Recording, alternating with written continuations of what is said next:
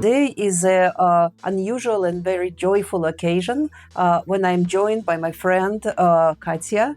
Yes. So let's begin. What are we talking about today? Today's story is by one of Russian writers, Antony Pogorelsky, and it is called The Black Hen, or The Little Black Hen. The story was about a boy who was not exactly orphan, but he was left in this boarding school all alone. And he didn't have contact with his parents. His friend was a chicken. He hears some rustling under his bed, and then the chicken, the hen, the black hen, comes out and starts talking to him. And there he meets very tiny people who turn out to be this underground, people, folk nation, whatever. And then he meets the king of this people, and the king starts thanking him for saving his minister. And he says, "Why? I saved a hen." And he says, "No, it's a minister. I don't have a hen. I have my a hen is minister." my hen. My minister is no hen. No hen. And so then the minister comes in, and he realizes that was Blackie. So again, it's very.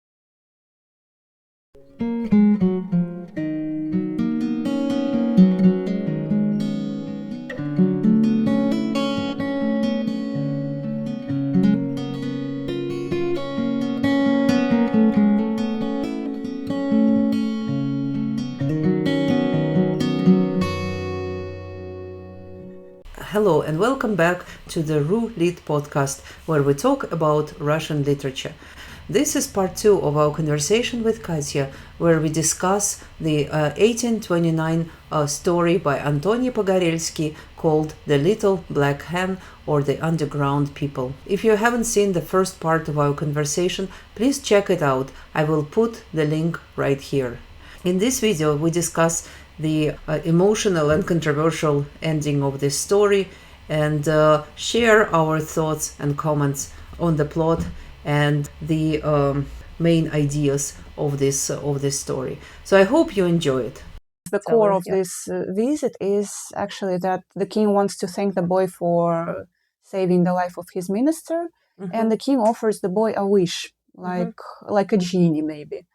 And then there is an author's remark, a remark by the author, not by the boy, that had the boy had more time to think, he would have chosen something better. But he didn't have time, and he didn't want to make everybody wait.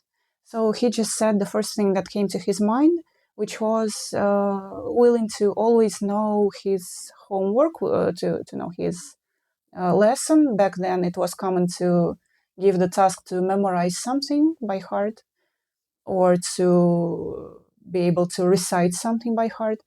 And the boy wanted to make sure that he would always know what he had to recite.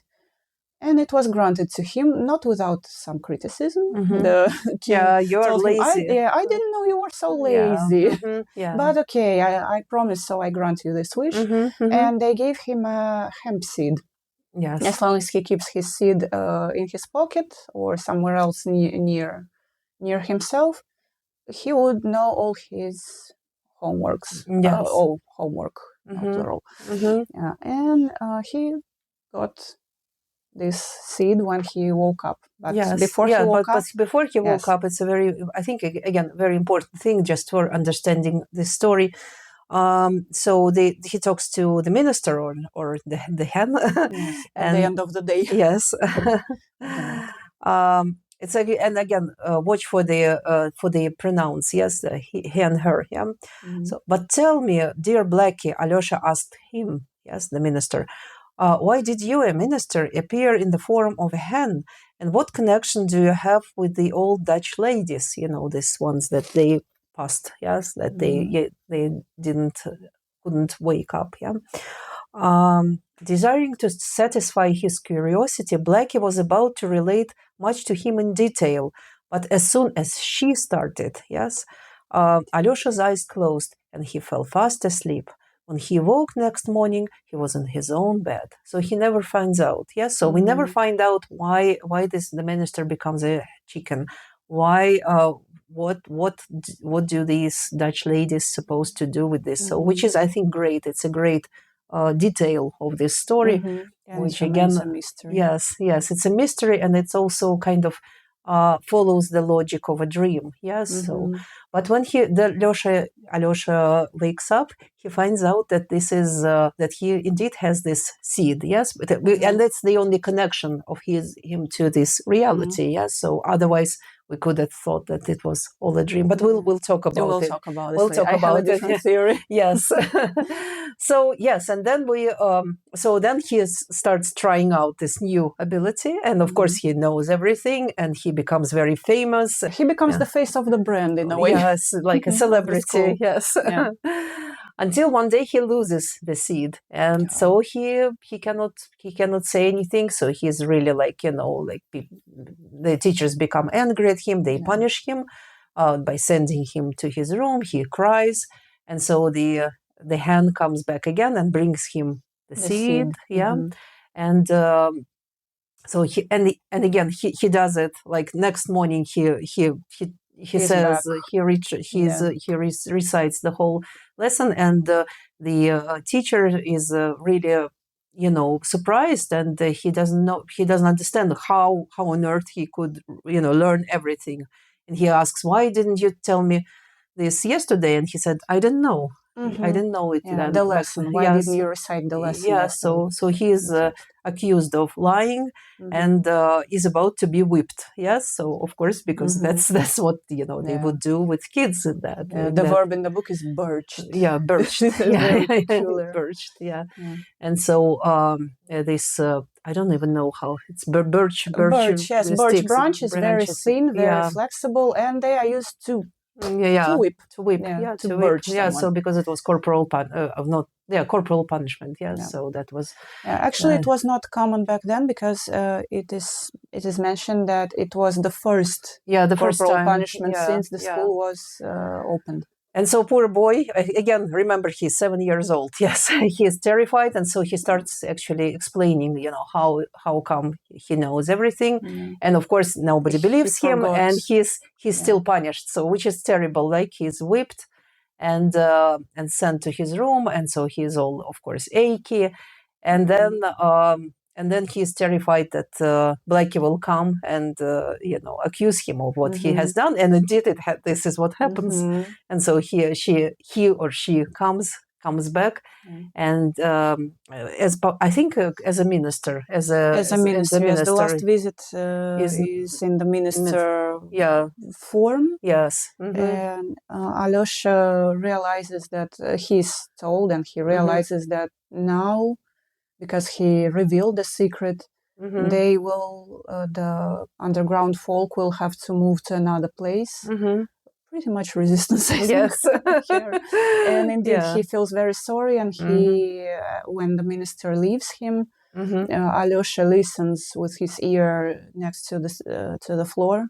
He listens to how they are passing by and leaving, and there are squeaking carts that he can hear, and weeping women and children. And it's all very heartbreaking. The end is heartbreaking. Yes. And then he collapses, and next morning the children find him, and he is very ill. He is feverish and delirious, and so he is ill for 6 weeks. But eventually he recovers, and so he doesn't die. At least. And then everything is fine. Nobody reminds him. Yes, and he becomes a good boy. Yeah, so I can again read it to you, because I think it's very important. Pay attention. Is it a happy end for you or not? Yeah. Yes. Because it's polemic. Yes. Some 6 weeks later, Alyosha recovered, and all that had happened to him before his illness seemed like a bad dream. Neither the schoolmaster nor his schoolmates said a word to him about the black hen or about the punishment that he had received. Alyosha himself was ashamed to speak of it, and strove to be obedient, good, modest, and diligent. Everyone began to like him and be nice to him again, and he became an example to his schoolmates, although he could no longer earn 20 printed pages by heart, which incidentally he was not asked to do either. So that's the end of the story. Yeah. Food for thought. Yes. What kind of associations do we have with this? So let me start with with mine, and please add yours. Yes. So I was again. I have different associations, and I think we have actually two different traditions, or maybe even three in this one story. First of all, it's of course German Romanticism, yes, and that's Hoffman, and some details are lifted directly from the Nutcracker, yes. So if you know, I know everyone knows Nutcracker, but the rats, yes, that they are fighting. Even though rats in Nutcracker, they are evil, yes. These rats, they are just animals, basically, yes. They're nothing to do with them, but they are enemies. This idea of a world, of microscopic world, yes, and with this idea of toys being alive. So a lot of things, illness, yes, the little boy, little girl in this in Hoffman's tale. So that was one thing. Another thing that I thought about was of course English tradition of writing about this schools, the children left alone at schools, being treated very severely and cruelly, and that's of course the British tradition. Yes, so we have very rich, tradition of this. It's mostly a little bit more to the mid 19th century, but I think in the beginning of 19th century we already had it, and that's definitely could have affected him. And the third is the Russian tradition, and I thought that it reminded me that of a very short fairy tale about Ryaba the Hen, Kurочка Ryaba, which is about the hen that lays the golden egg for old man and old woman, and they tried cracking it, but they cannot for some reason, and then and then the mouse runs by and flings its tail, and it falls to the floor, and it breaks down. Mouse, yes, chicken, yes, and chicken. The Blackie the chicken didn't lay a single egg. Yeah, no. And so they both cry, the old man and old woman, and the Ryaba, the hen, says, "Don't cry. I will lay another egg, not the golden one, but the ordinary one." So I thought it's also it kind of influences, parallel, yes, right? because when everything is perfect, Alyosha knows all the lessons, and Ryaba lays a golden egg. And it's perfect, but it's not good. Yeah. And better when we have a normal egg, edible egg, and when Alyosha is a normal average boy who cannot recite 20 pages. Yes, absolutely. So these are my own thoughts. I also, of course, thought of Harry Potter, and again, this is the British tradition of writing about abandoned children. Yes, so like for example, when Alyosha spends all his holidays in school, but with teachers, because other kids are picked up by their parents, but he is not. So it's Harry Potter. So what about you? What do you think? I remembered Pushkin's fairy tale "Сказка о золотой рыбке," Golden Fish by Pushkin, in which an elderly couple, an old man and his wife live by the sea, and one day the old man, who was a fisherman, fishes a golden fish, and the fish grants him a wish in exchange for being left alive. And the man wants some time to think. He goes back home, discusses the matter with his wife, and then his wife says, "Let's improve our living conditions." I'm talking the modern language. Of course, in Pushkin's fairy tale, it's put more poetically. Yeah. And they improve their living conditions. They get a better house. And then his wife grows accustomed to this new house and wants to improve it more and more and more. And the fisherman keeps coming back to summon the golden fish and ask for improvements. In the end, it's all granted to them, and they live a very good life. But at some point, the woman wants to become God, and that the fish may not tolerate. When the fisherman comes back home, everything is as it was at the very beginning, broken, I guess, bathtub, old furniture, old house. So they get back to how it was before, and it's very parallel with this story when Alyosha knows all his texts to recite, all his lessons.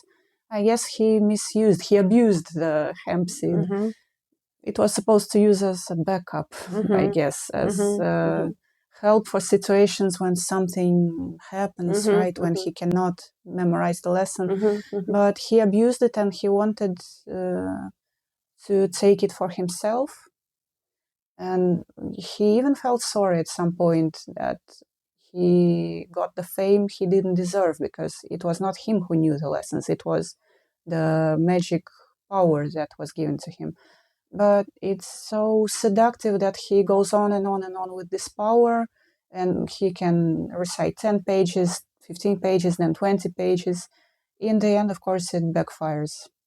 I think it's natural, and it's very parallel to that desire that was granted to the fisherman by the golden fish. So I thought of that. And there was also this, not really parallel, but this how treatment of children was back then and how it is nowadays. It triggered me a lot, because now we talk about how important it is to not traumatize children, to take care of them. And poor Alyosha, 9-year-old boy, left alone, gets no letters from his parents. He has friends with whom he can talk, but his best friend is a chicken. He talks to the chicken. He lives this weird nocturnal life. He possibly hallucinates. He is accused and manipulated both by the chicken and by the teacher. It's sick. Yes.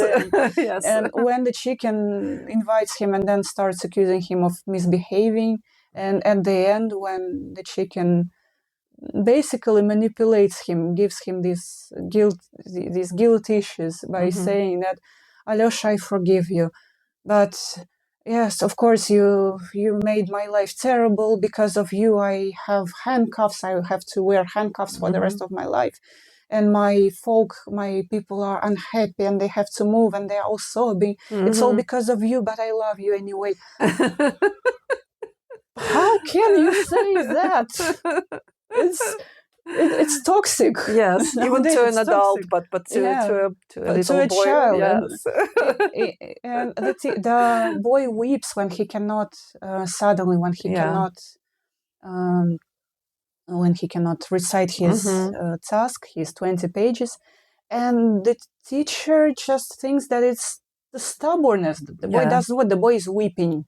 And the teacher sends the boy, okay, you go, and until you learn your lesson, you don't come out of your room. You only get rye bread and water. And the boy, when they check on him that night, the boy keeps weeping, and the teacher still thinks it's stubbornness. And on the following day, when the boy recites the lesson finally, but refuses to say why he couldn't, well, he doesn't refuse. He says that he didn't know it on the day before. The teacher still thinks it's stubbornness, and the boy starts crying again, and the teacher still thinks it's stubbornness. They don't pay attention to the psychological state of the poor boy. So it shocked me. Yes. It just shocked me. But, well, I understand that the times were different. Pedagogics were different. Yes. But anyway, for nowadays pedagogy, it's shocking. Yes, it is quite shocking. I also wanted to add that this whole idea of stories for children as something entertaining and lighthearted, it actually came with basically with Lewis Carroll, with Alice in Wonderland, and before that, especially and again, I think that's the influence of the British literature. Yes, so for British literature, it was very common. And again, if you read Charlotte Bronte, you will see a lot of these things. That children's literature was highly didactic, and it was mostly about children being, misbehaving children, being sent to hell because they would die and they would be sent to hell. Think or Anderson. Yes, or good children who would be sent to heaven. Again, they would die young, but they would be, with the angels. So that was the literature that would be given to children. I also have this question always: what is a good child? Yeah. The one who is convenient. Probably. I think, yeah. Here, yes. You have the one who doesn't wake up old ladies or knights. The one who doesn't touch anything, who passes by, not looking around, not shouting, not doing anything, and who knows all the lessons. And you shouldn't be proud of anything. Yes. So pride is a sin. Pride is a sin. So there is, of course, this motive of temptation. Yes. In this quite biblical. Very biblical. There are biblical motives. Can you talk about biblical motives? Yeah. First of all, of course, it's this the idea that the young boy, like young humanity, humankind, was in a way he was seduced because he got this everything that he wanted. He was in this sort of paradise with this hemp seed, and then he abused it, and he has fallen, and then the chicken comes and tries to talk him into this conversion, redemption. Okay, Alyosha, you need to, here's your seed again, but you need to think about what you are doing with your life, which I think makes sense to say in such situation. And Alyosha replies, yes, I will change everything. Of course, nothing changes. And then the minister who gave him this seed from the king, by the way, the king is minister, in my opinion, is quite a clear parallel to who gives him this help, who in a way intercedes for Alyosha. And in the end, the minister suffers because the minister is in chains. He didn't die, but he's in chains. And they all need to leave. And this boy is separated from this underground folk, sort of separation of the two worlds. In this case, we see underground as some sort of heavenly world, which is interesting too, because it's underground or it's in heaven. Heaven is not sky, right? But it's something that is not here, something that is not with us. That's the basic underlying theme, which got my attention. But there are other things too. For example, the situation when Alyosha talks to the king, and the king says, "You saved my minister," and Alyosha says, "How? Why? When did this happen?" There is this famous biblical parable about sheep and goats that when we die, we will be standing in front of the king, and the king will divide the sheep from the goats, saying that you go to my kingdom because you helped, you fed, you gave support to those of mine, or to me actually. You gave support to me, you fed me. And then when the good people ask, how, when did we help you?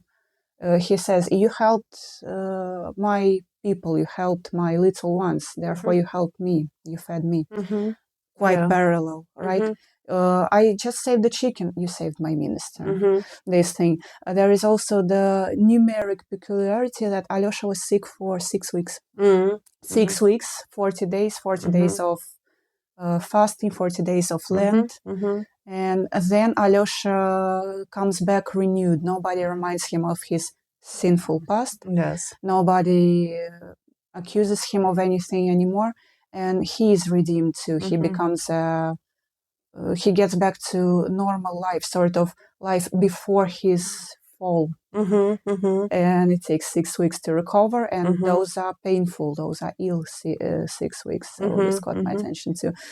Probably there are more parallels, but these are what I could remember and associate. That's wonderful. Thank you so much. I also thought, I thought of more general this symbolism of the underground world and how they go through this these tunnels, and this idea of guardians of the underground world, this knights, and that's a very typical, motif for any fairy tale or mythological story, that you have to go through some, and you don't have to look, you don't have to touch something. That's again, and you may not tell anyone. You may not tell anyone. Yes, that's parallel with Greek mythology. Yes, and this again, these ladies, these Dutch ladies, they definitely belong to the underworld, because they are as if their faces look as if they are made of wax, and it's in a way that might be a travel, a trip to underworld, but also a trip to the past, because they have seen Peter the Great. Yes, so.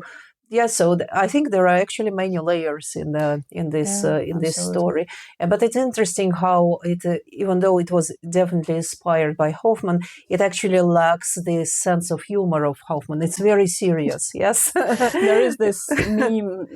You might have seen this meme. Katya, you've seen probably. Different writers. I think 4 writers, and I don't remember which writers. But one says, "I'll die for love." The other one, "I'll die for beauty." The other one, "I'll die for my motherland." Dostoevsky, "I'll die." Yeah, yes, that's it. That's pretty accurate. Russian literature is like this, which doesn't mean it's bad. No, but it might be heavy to read. It might be heavy to digest. It's not bad, and it's not a bad story, but it's right now, of course, it's hard to say that this is a children's story because of all these things. Yes, but yes, it was. I think it was so interesting. So yeah, I was also wanted to mention that in Hoffman's story, we mostly have mechanical toys, but here it's more organic. It's more like about chicken and animals, and again, probably mostly taken from Russian folklore. So because the Russian folklore is not about mechanism, so it's more like from again, it's more from German fairy tales. Indeed. But it's it's interesting how all these traditions kind of come together in this little text, is this short text. So yes, I just wanted to kind of wrap it up with how did this perception change? Did your perception change of this story? And then I will talk about mine when you reread it as an adult. So my first contact with it was when I was little. Then it was long forgotten for me. And then when Katya mentioned this story, I read it first in Russian a few weeks ago. And yesterday I read it in English to refresh my memories and also to see the English translation. And I must say that when I read it in Russian, reread it in Russian, it got me very angry because of how they treated the boy, because of all these toxic attitudes from the teacher and Hen. It got me mostly angry. But when I read it in English last night, it read differently somehow. Maybe because of the language, maybe because in the English translation, the discourse is not so didactic and not so you must use this, use that. It's choice of words. Also, maybe because the English words used in the translations are not so emotionally charged for me. But anyway, in English, it sounded lighter. So if you read it in English, it might not give you such a heavy impression due to the language. I also liked how the name of the hen sounded in English. Blackie. Blackie is, I don't know, it's something cute, something soft. Chernushka, as it is in Russian, it's very hissy. It's very many sibilants, right? Chernushka, Chernucha. Blackie sounded so much better to me. Yes. And yes, yesterday I paid attention to all these details and I noticed all these layers. We could talk about it. And yeah, I don't have this anger anymore, but I must admit I have certain sadness about it. But also, it's a nice story. It's if it were not so didactic, it would be better, but it's not fair to rewrite stories from the past. So we just leave it as it is and try to get the best out of it. Absolutely. Yeah. So to me, I think again the first time I've read it, I was very sad, but I also was amazed by this idea of a different world, and I was constantly dreaming of this other worlds when I was a kid.